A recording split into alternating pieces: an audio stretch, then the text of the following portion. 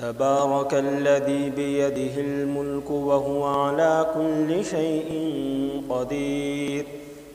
الذي خلق الموت والحياة ليبلوكم أيكم أحسن عملا وهو العزيز الغفور الذي خلق 7 سماوات طباقا ما ترى في خلق الرحمن من تفاوت فارجع البصر هل ترى من فطور ثم ارجع البصر كرتين ينقلب إليك البصر خاسئا وهو حسير ولقد زينا السماء الدنيا بمصابيح وجعلناها رجوما للشياطين وأعتدنا لهم عذاب السعير وللذين كفروا بربهم عذاب جهنم وبئس المصير إذا ألقوا فيها سمعوا لها شهيقا وهي تفور تكاد تميز من الغيظ كلما ألقي فيها فوج سألهم خزنتها ألم يأتكم نذير قالوا بلى قد جاءنا نذير فكذبنا وقلنا ما نزل الله من شيء إن أنتم إلا في ضلال كبير وقالوا لو كنا نسمع أو نعقل ما كنا في أصحاب السعير فاعترفوا بذنبهم فسحقا لأصحاب السعير إن الذين يخشون ربهم بالغيب لهم مغفرة وأجر كبير وأسروا قولكم أو اجهروا به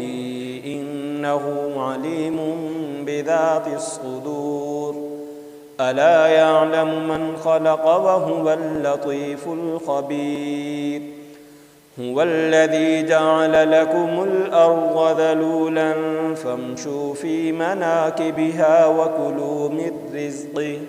وإليه النشور أأمنتم من في السماء أن يخسف بكم الأرض فإذا هي تمور أم أمنتم من في السماء أن يرسل عليكم حاصبا فستعلمون كيف نذير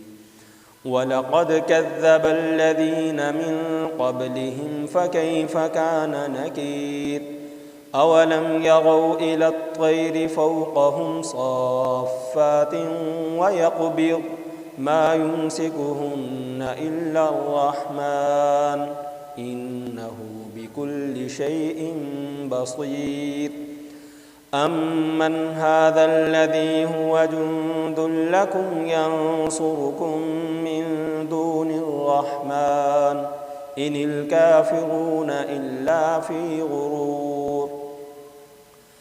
أمن هذا الذي يرزقكم إن أمسك رزقه بل لجوا في عتو ونفور أفمن يمشي مكبا على وجهه أهدى أمن يمشي سويا على صراط مستقيم قل هو الذي أنشأكم وجعل لكم السمع والأبصار والأفئدة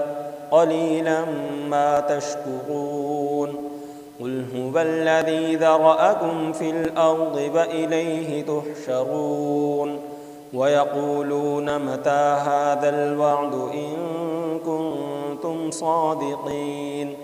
قل إنما العلم عند الله وإنما